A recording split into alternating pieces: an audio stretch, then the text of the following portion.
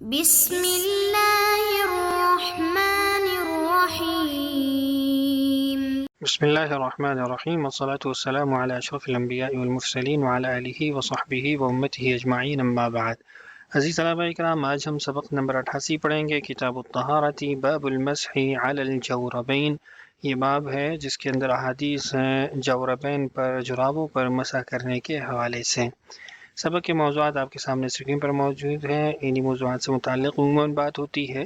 اور گزشتہ سبق کا خلاصہ بھی آپ کے سامنے موجود ہے۔ گزشتہ سبق میں ہم نے توقیت مسح کے حوالے سے روایات پڑھی تھیں۔ آج کی ہماری جو روایت ہے وہ 160 نمبر ہے، باب المسح علی الجوربین، وبه قال حدثنا عثمان بن ابی شیبة عن وکیع عن سفیان عن ابی قیس الاودی هو عبد الرحمن بن ثروان عن هزيل بن شرحبيل عن المغيرة بن شعبة رضي الله عنه أن رسول الله صلى الله عليه وسلم توضأ ومسح على الجوربين والنعلين. قال أبو داود كان عبد الرحمن بن مهدي لا يحدث بهذا الحديث لأن المعروف عن المغيرة أن النبي صلى الله عليه وسلم مسح على الخفين. وروي هذا أيضا عن أبي موسى الأشعري رضي الله عنه عن النبي صلى الله عليه وسلم أنه مسح على الجوربين وليس بالمتصل ولا بالقوي.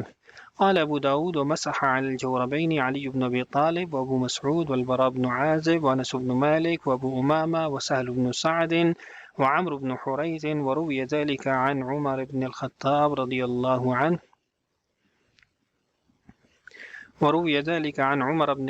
رضي الله عنه وابن عباس رضی اللہ عنہما۔ حضرت مغیرہ بن شعبہ رضی اللہ عنہ کی روایت ہے، وہ فرماتے ہیں کہ رسول اکرم صلی اللہ علیہ وسلم نے وضو فرمایا اور آپ نے جوربین پر اور نعلین پر مسح فرمایا۔ اس کے حوالے سے آگے تفصیلات آ جائیں گی۔ یہاں سند کے حوالے سے بھی ابو داؤد نے جو کلام کیا ہے تفصیلاً آگے انشاءاللہ اس کو ذکر کر دیں گے۔ یہاں اس کا خلاصہ یہ ہے کہ ابو داؤد فرماتے ہیں کہ عبد الرحمن بن مہدی وہ اس حدیث کو بیان نہیں کرتے تھے، اور اس کی وجہ یہ ہے کہ مغیرہ بن شعبہ رضی اللہ عنہ سے جو معروف ہے وہ مسح علی الخفین ہے، موضوع پر مسح کرنا ہے، تو جو اس کے برعکس ہے تو اس کو پھر وہ منکر قرار دیتے ہیں کہ مسح علی الجوربین یا پھر نعلین۔ فرماتے ہیں کہ اسی طرح یہ ابو موسیٰ الاشعری رضی اللہ عنہ سے بھی منقول ہے کہ آپ صلی اللہ علیہ وسلم نے مسح علی الجوربین فرمایا، لیکن امام داؤد فرماتے ہیں کہ وہ متصل بھی نہیں ہے اور قوی بھی نہیں ہے، یعنی حدیث کو ضعیف قرار دے دیا۔ آگے پھر امام داؤد رحمہ اللہ نے چند صحابہ کا نام ذکر کیا جو جوربین پر مسح کرتے تھے، جس میں علی بن ابی طالب ہیں، ابو مسعود ہیں، براء بن عازب ہیں، انس بن مالک ہیں، ابو امامہ ہیں، سہل بن سعد، عمرو بن حریث، اور اسی طرح عمر بن خطاب اور ابن عباس رضی اللہ عنہم اجمعین۔ حدیث کی تخریج بھی آپ کے سامنے اسکرین پر موجود ہے، روات حدیث بھی آپ کے سامنے موجود ہیں۔ پہلا یہاں پہ لغوی تحقیق کے حوالے سے سلائیڈ آپ کے سامنے موجود ہے کہ جوربین کہتے کس کو ہیں، تو اس میں مختلف اقوال ہیں اور ان اقوال کے اختلاف کی وجہ بھی نیچے ذکر کی گئی ہے۔ ابن منظور لسان العرب میں کہتے ہیں کہ جورب پاؤں کو لپیٹنے والی چیز لفافہ ہے، یہ عجمی لفظ ہے جسے عربی میں منتقل کیا گیا ہے۔ شاہ ولی اللہ محدث دہلوی رحمہ اللہ فرماتے ہیں کہ جورب ایسا موزہ ہے جو سردی سے بچاؤ یا نیچے والے موزہ کی حفاظت کے لیے اس کے اوپر پہنا جائے۔ لمعانی فرماتے ہیں کہ جورب بٹی ہوئی اون سے تیار کردہ وہ لباس ہے جو پاؤں سے ٹخنوں کے اوپر تک پہنا جاتا ہے، جیسا کہ بلاد شام میں رائج ہے۔ اصل میں یہ مختلف جو تفسیریں اس کے بیان کی گئی ہیں یا اس کے معنی بیان کیے گئے ہیں وہ علاقوں کے عرف کے مختلف ہونے کی وجہ سے بیان کیے گئے ہیں، جن کے ہاں جو رواج تھا یا جس کے لیے لفظ بولا جاتا تھا انہوں نے اسی کے مطابق اس کی تشریح کر دی۔ فقہی حکم دیکھ لیجئے، پھر اس کے بعد سند کے حوالے سے بات کر لیں گے۔ جورب کہا جاتا ہے کہ جو موزہ کے اوپر موزہ کی حفاظت کی غرض سے پہنا جائے۔ جورب کی 4 قسمیں ہیں، ایک مجلد جس کے اسفل اور اعلیٰ دونوں پر چمڑا ہو، دوسرا منعل جس کے صرف اسفل پر چمڑا لگا ہو اور اعلیٰ پر دوسری کوئی چیز ہو، تیسری سقینین ہیں جن کے اسفل اور اعلیٰ کسی طرف بھی چمڑا نہ ہو بلکہ ایسے مضبوط کپڑے وغیرہ سے بنے ہوں جو بغیر باندھے پنڈلی پر کھڑے رہیں، اور قدم میں پانی بھی نہ پہنچتا ہو، پاؤں تک اس کا پانی جو ہے وہ سرکتا نہ ہو، پہنچتا نہ ہو، اور اس کو لے کر کم از کم 2-3 میل پے در پہ چلنا ممکن ہو۔ چوتھی قسم ہے رقیقین کی، جن میں سخینین کی کوئی ایک شرط مفقود ہو، جو تین ہم نے پڑھی ان میں سے کوئی بھی ایک شرط مفقود ہو۔ پہلی دونوں قسموں پر بالاتفاق مسح کرنا جائز ہے، یعنی مجلد اور منعل دونوں جو صورتیں ہیں یا قسمیں ہیں ان پر بالاتفاق مسح جائز ہے۔ چوتھی قسم جو رقیقین ہے اس پر بالاجماع ناجائز ہے۔ تیسری قسم جو ہے وہ سخینین کی ہے، اس کے بارے میں اختلاف ہے۔ اختلاف دیکھیے، امام شافعی، امام احمد، امام محمد، ابو یوسف وغیرہ کے نزدیک مسح جائز ہے، بعض مالکی اور امام ابو حنیفہ کے نزدیک مسح جائز نہیں، لیکن امام صاحب نے اپنی وفات کے چند دن پہلے بعض 7 دن کہتے ہیں، بعض 3 دن کہتے ہیں، صاحبین کے مذہب کی طرف رجوع کر لیا تھا۔ اب مالکیہ رہ گئے، تو مالکیہ کے ہاں اس کی دلیل عام طور پہ دی جاتی ہے کہ خفین کے ساتھ اس کا الحاق درست نہیں ہے، اس کے حکم میں داخل کرنا درست نہیں، اس لیے کہ وہاں پہ چمڑا ہے، یہاں چمڑا بالکل بھی نہیں ہے۔ جمہور کی جو دلیل ہے اور جو جواب دیا گیا اس کو دیکھیے، فرماتے ہیں کہ چونکہ وہ مطلق ہے سخینین کو بھی شامل کرتی ہے، حدیث میں وہ مسح علی الجوربین مطلق آیا ہے تو اس میں سخینین بھی شامل ہو جائیں گے۔ اور جو جواب ہے ان کی دلیل کا وہ یہ کہ سخانت کی وجہ سے ان کو خفین میں داخل کیا گیا ہے، کیونکہ چمڑا سے بھی جو مطلوب ہے وہ اس سے بھی پورا ہو جاتا ہے کہ چمڑے جسے اندر پانی نہیں سرکتا تو اس سے بھی نہیں سرکتا، وہ خود اپنے زور پہ یا اپنی سخانت پہ وہ قائم ہو جاتا ہے، پنڈلی پہ کھڑا ہو جاتا ہے، تو سخینین بھی کھڑے ہو جاتے ہیں، اس کو پہن کے پیدر پہ چلنا ممکن ہے تو اس کو بھی پہن کے پیدر پہ چلنا ممکن ہے۔ آگے حدیث میں آپ نے دیکھا کہ نعلین کے الفاظ بھی تھے، وَمَسَحَ عَلَى الْجَوْرَبَيْنِ وَالنَّعْلَيْنِ، تو نعلین کے حوالے سے کچھ کلام تو ہم پہلے کر چکے ہیں، کچھ یہاں پہ آپ کے سامنے رکھ دیتا ہوں کہ نعلین پر مسح کی اجازت ائمہ اربعہ میں سے کسی کے ہاں نہیں ہے۔ اب جو حدیث میں ہے تو پھر اس کے مختلف جوابات دیے گئے ہیں۔ ایک تو یہ کہ نعلین پہنے جوربین پر مسح فرمایا، جس میں ہاتھ نعلین کو بھی لگا، اسے راوی نے مسح علی النعلین سے تعبیر کر دیا۔ آپ کو پہلے بھی بتایا تھا کہ رسول اکرم صلی اللہ علیہ وسلم کے جو نعلین تھے، جوتے تھے، تو اس میں آپ کے پاؤں کا جو اوپر کا حصہ ہے یہ خالی رہتا تھا، صرف 2 تسمے اوپر آتے تھے جو آپ صلی اللہ علیہ وسلم کی انگلیوں میں ہوتے تھے، ان تسموں کی جو جگہ ہوتی تھی وہ تو پاؤں کے نیچے چھپتی تھی، اس کے علاوہ سارا خالی ہوتا تھا، تو وضو کے اندر اس کو دھونا یا وضو کے اندر اس پر مسح کرنا یہ ناممکن نہیں تھا، مشکل نہیں تھا۔ ہماری طرح کے پورے چپل نہیں تھے کہ جس کے اندر پاؤں بالکل چھپ جاتا ہو اور پانی کچھ حصے تک نہ پہنچ سکتا ہو یا مسح کرنا ممکن نہ ہو۔ تفصیلات اگر دیکھنا چاہیں کہ رسول اکرم صلی اللہ علیہ وسلم کے جوتے کیسے تھے تو اس کے لیے آپ المنہل دیکھ سکتے ہیں، اس میں انہوں نے تفصیلی اقوال نقل کیے ہیں، ابن الجوزی کے بھی، ابن قیم کے بھی اور دیگر حضرات کے بھی، جس سے اچھی صورت رسول اکرم صلی اللہ علیہ وسلم کے جوتوں کی سامنے آتی ہے اور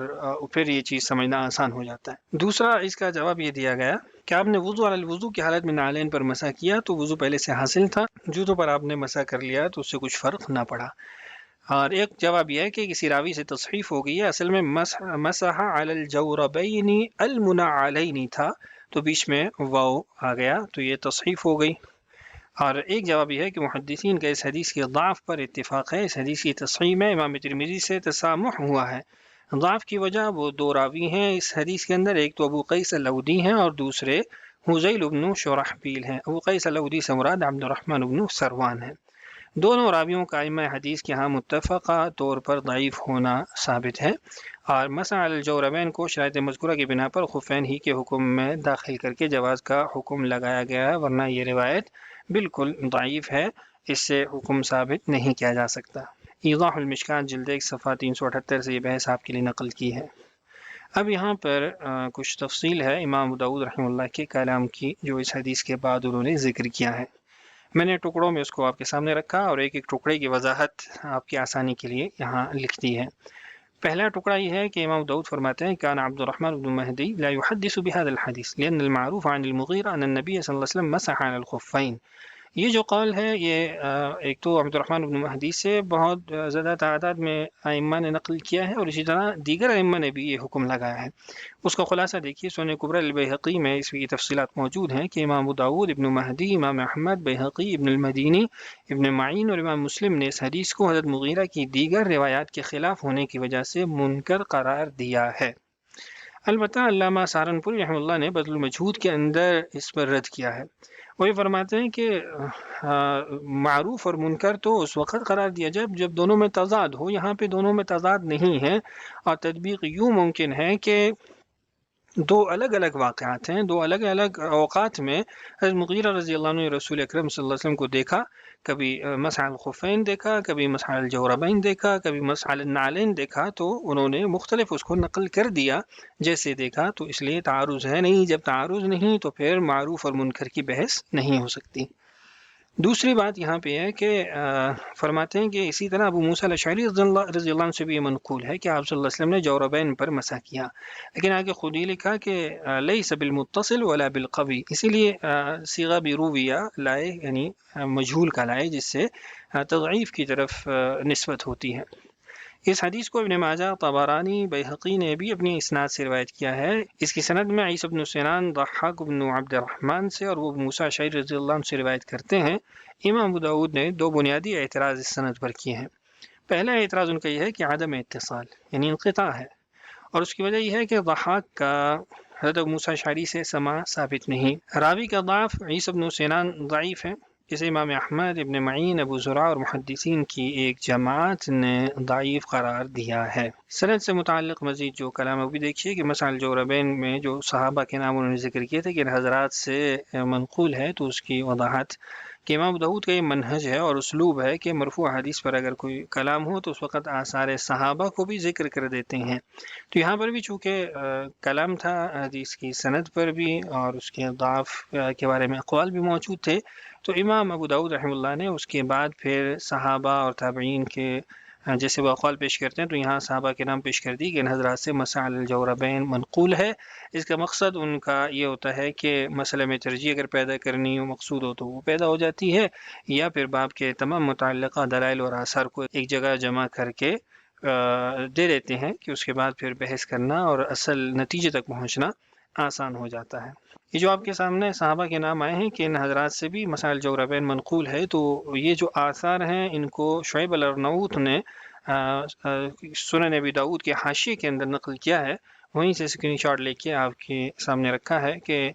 حضرت علی کا جو اثر ہے ان کے حوالے سے جو منقول ہے وہ ابن ابی شیبہ میں ہے، اسی طرح ابن المنذر نے اوسط میں بھی اس کو نقل کیا، ابو مسعود رضی اللہ عنہ کا مصنف عبد الرزاق میں ہے، اور دیگر تفصیلات نیچے آپ کے سامنے موجود ہے کہ کن کا اثر اور کن سے مسح الجوربین کہاں پہ منقول ہے، اس کے حوالے جات موجود ہیں۔ اس کے بعد آگے امام داؤد رحمہ اللہ نے ایک باب قائم کیا ہے جس کا عنوان نہیں دیا ہے، حدیث پڑھ لیتے ہیں، پھر اس سے متعلقہ جو مباحث ہیں وہ بھی آپ کے سامنے آ جائیں گی۔ باب وبه قال حدثنا مسدد وعباد بن موسى قال حدثنا هشيم عن يعلى بن عطاء الثقفي عن أبيه قال عباد قال أخبرني أوس بن أبي أوس الثقفي أن رسول الله صلى الله عليه وسلم وقال عباد قال رأيت رسول الله صلى الله عليه وسلم أتى كظامة قوم يعني الميضأة، ولم يذكر مسدد الميضأة والكظامة، ثم اتفقا فتوضأ ومسح على نعليه وقدميه۔ امام ابو داؤد رحمہ اللہ نے حدیث اپنے دو شیوخ سے نقل کی ہے، ایک مسدد بن مسرحد ہیں اور دوسرے عباد بن موسیٰ ہیں۔ ان کی سند عن ابی ہی یہاں تک یعنی یعلا کے والد تک تو صحیح چلتی ہے، عطا تک، اس کے بعد پھر آگے سند کے اندر ایک فرق ہے جس میں عباد کی سند کا فرق تو ذکر کیا گیا ہے لیکن مسدد کی سند کا فرق ذکر نہیں کیا گیا۔ عباد کی جو سند ہے اس میں اوس بن ابی اوس کا تذکرہ ہے کہ وہ فرماتے ہیں کہ اخبرانی اوس بن ابی اوس الثقفی۔ یہاں پہ اس بات کی وضاحت کر دوں کہ علامہ مزی رحمہ اللہ نے اطراف میں یہ لکھا ہے کہ اوس بن ابی اوس جو ہے ان کا نام حذیفۃ بن ربیعہ ہے، اور اوس بن اوس الثقفی جو کہ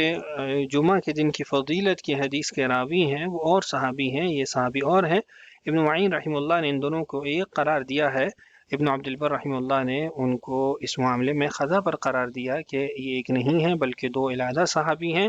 ایک اوس بن اوس ہے اور ایک اوس بن ابی اوس ہیں۔ اوس بن ابی اوس جو ہے ان کا نام حذیفۃ بن ربیعہ ہے۔ بہرحال جو آگے حدیث ان رسول اللہ صلی اللہ علیہ وسلم توضأ ومسح علی نعلیہ وقدمیہ، اور یہ مسدد کی روایت ہے۔ جو عباد ہے ان کی روایت دیکھیے، رأیت رسول اللہ صلی اللہ علیہ وسلم اتا کظامۃ قوم یعنی المیضأۃ۔ اوس بن ابی اوس کہتے ہیں کہ میں نے رسول اکرم صلی اللہ علیہ وسلم کو دیکھا کہ آپ قوم کے وضو کرنے کی جگہ یا پانی اسٹور کرنے کی جگہ پہ آئے۔ فرماتے ہیں کہ مسدد نے اپنی روایت کے اندر میضا اور کظامہ کو ذکر نہیں کیا ہے، جیسے پہلے آپ کو بتایا کہ مسدد کی روایت بس ان رسول اللہ صلی اللہ علیہ وسلم توضأ ومسح علی نعلیہ وقدمیہ یہ ہے، ثم اتفقا، پھر دونوں کا اتفاق ہو گیا آگے، یعنی دونوں کی روایت ایک ہو گئی، اور وہ یہی الفاظ ہیں کہ آپ صلی اللہ علیہ وسلم نے وضو کیا اور نالین پر اور قدمین پر مسح کیا۔ حدیث کی تقریب آپ کے سامنے اسکرین پر موجود ہے۔ روایت حدیث کا تعارف دیکھیے۔ مصنف نے ترجمۃ الباب قائم نہیں کیا ہے، تو اس کی مختلف وجوہات ہوتی ہیں۔ بعض اوقات مفہوم واضح ہونے کی وجہ سے حدیث الباب سے جو مفہوم حاصل ہو رہا ہوتا ہے یا جو اس کا مضمون ہوتا ہے وہ واضح ہونے کی بنیاد پہ اس کو ذکر نہیں کیا جاتا، اور بعض اوقات طلبہ کی ذہنی مشق کے لیے اس کو چھوڑ دیا جاتا ہے کہ طلبہ خود اس کا باب قائم کر لیں اور ان کو اس چیز کی مشق بھی ہو جائے۔ قضامہ جو لفظ آیا ہے اور میضاء لفظ آیا ہے، اس کی وضاحت آپ کے سامنے اسکرین پر موجود ہے کہ قضامہ جو لفظ ہے اس کی جمع قضائم ہے۔ اس سے مراد ایسی نہر یا میضاء یعنی وضو کی جگہ ہے جو زمین کے نیچے کھودے گئے باہم مربوط کنووں پر مشتمل ہوتی ہے۔ ان کنووں کو زمین کے اندر ایک دوسرے سے اس طرح جوڑ دیا جاتا ہے کہ پانی زیر زمین نہر کی صورت میں جاری رہتا ہے، باہر نظر نہیں آتا۔ اسی مناسبت سے اسے قضامہ کہتے ہیں۔ قضامہ چھپا ہوا، جیسے انسان اپنے غصے کو چھپا لے، ظاہر نہ کرے، پی جائے تو اس کو قضم کہتے ہیں۔ تو والکاظمین الغیظ، کاظم اس شخص کو کہا جاتا ہے جو چھپاتا ہے اس کو، تو یہاں پر بھی اسی نسبت سے اس کو نام دیا گیا ہے۔ یہ انتظام عموماً پانی کی قلت کے وقت کیا جاتا ہے تاکہ ہر کنویں میں ضرورت کے مطابق پانی رہے اور اضافی پانی اگلے کنویں میں منتقل ہو جائے، ضائع نہ ہو۔ بعض اہل لغت کے نزدیک قضامہ سے مراد سقایا پانی پلانے کی جگہ ہے۔ مزادہ پانی کا بڑا چمڑے کا جو تھیلا ہوتا ہے وہ بھی اس سے مراد ہو سکتا ہے، اور عبداللہ ابن عمرو رضی اللہ عنہما کی روایت سے یہ معنی لیا گیا ہے۔ یہ جو روایت ہے جس کے اندر آپ صلی اللہ علیہ وسلم سے یہ نقل کیا گیا ہے کہ آپ نے مسح علی نعلیہ وقدمیہ، تو اس کی جو توجیہ نقل کی جاتی ہے وہ یہ ہے کہ یہ روایت پچھلی روایت کے معنی پر ہی محمول ہوگی جس میں جرابوں اور نالین پر مسح کا ذکر تھا، لہذا یہاں قدموں پر مسح سے مراد دراصل جرابوں پر مسح ہی ہے۔ ابن قدامہ رحمہ اللہ کے مطابق ظاہر یہی ہے کہ نبی اکرم صلی اللہ علیہ وسلم نالین کے ان تسموں پر مسح فرمایا جو قدم کی پشت پر ہوتے ہیں، اوپر کی جانب جہاں ہڈی اٹھی ہوتی ہے اس جانب۔ وہ آپ صلی اللہ علیہ وسلم کے جو نالین کے تسموں اور ان کے نیچے موجود جرابوں کے اوپری حصے پر مسح فرمایا جن میں آپ صلی اللہ علیہ وسلم کے قدم مبارک تھے۔ ابن رسلان رحمہ اللہ کی ساری عبارت کا مقصد یہ ہے کہ مسح علی القدمین نہیں ہے کہ ننگے پاؤں پہ مسح کیا گیا، بلکہ جوربین اس پر موجود تھیں اور آپ نے جوتے بھی پہن رکھے تھے، اور اس کا معنی اور مفہوم وہ گزشتہ حدیث والا ہی ہے کہ ان رسول اللہ صلی اللہ علیہ وسلم توضأ ومسح علی الجوربین والنعلین۔ خلاصہ آپ کے سامنے اسکرین پر موجود ہے، اس سبق کے سوالات بھی آپ کے سامنے موجود ہیں۔ اگلی ویڈیو میں انشاءاللہ ہم باب کیف المسح پڑھنے والے ہیں۔ اللہ تعالی ہم سب کا حامی و ناصر ہو۔ السلام علیکم ورحمۃ اللہ وبرکاتہ۔